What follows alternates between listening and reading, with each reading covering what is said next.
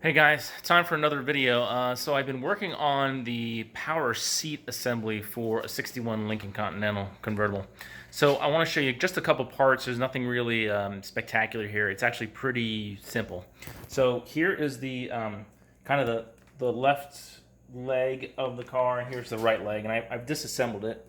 On the legs, I just want to show you there's 3 screws. So there's a screw here, a screw for the forward and aft, and a screw for the rear up and down.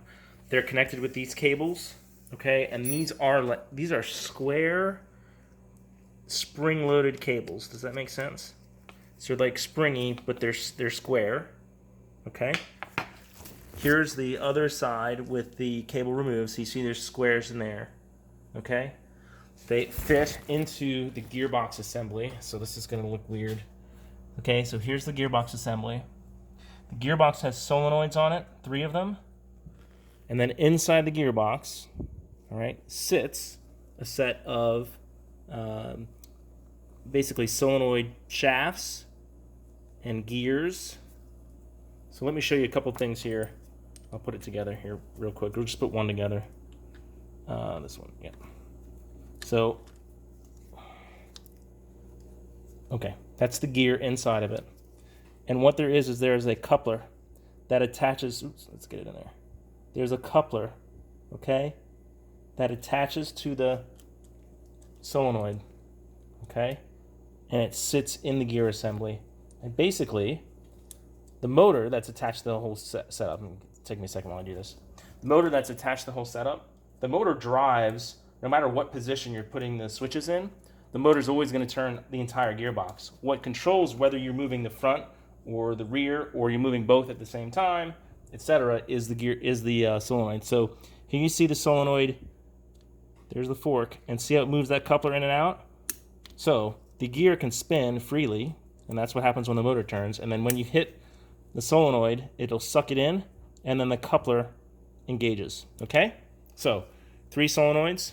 There's not much to them. They're wound. There's no. What I want to show is that there's really no mechanical parts in here. So the solenoid may get, I'll call it the shaft, let's say, or the fork. That may get corroded. So you may need to I'm trying to get to focus. So you may need to disassemble this and clean it if it gets corroded. Mine, this one in particular, was just gummed up with all of this caked up grease. And it just, I mean, it's just not good to have in there. So there's that gearbox piece, right? There's the motor itself. Okay, again, not much to the motor itself. It should be running fine. And then the only other 2 components you have are, you have 2 relays, and I've disassembled. I don't know if I've ever shown a disassembled relay, but I disassembled the relays. Okay, there's one. And then a set of switches. Right? There's the switches. Okay? So, in previous videos, I've gone through how to clean switches, just like the window switches. They're very, very similar. How to rebuild relays or use new relays. The only new part to this is really the cables, those spring cables, so square cables, and the solenoids, which are very, very simple. Like I said, there's not much to them. So I think the point here in this video is just to show you that once you've learned the other basics of things to work on a Lincoln electrical, so the switches, the relays, something like this is fairly simple, aside from being kind of a mess to deal with. The last piece here, just so you see it, so there's a little wiring harness that goes to everything, and then one of the other relays that's disassembled. So again, I don't use these relays, obviously. I use the new style relays, and then I've got a harness built onto it that I'll just plug into the plugs that exist on the harness, right? So typical stuff. That's really it. I'll see you guys later.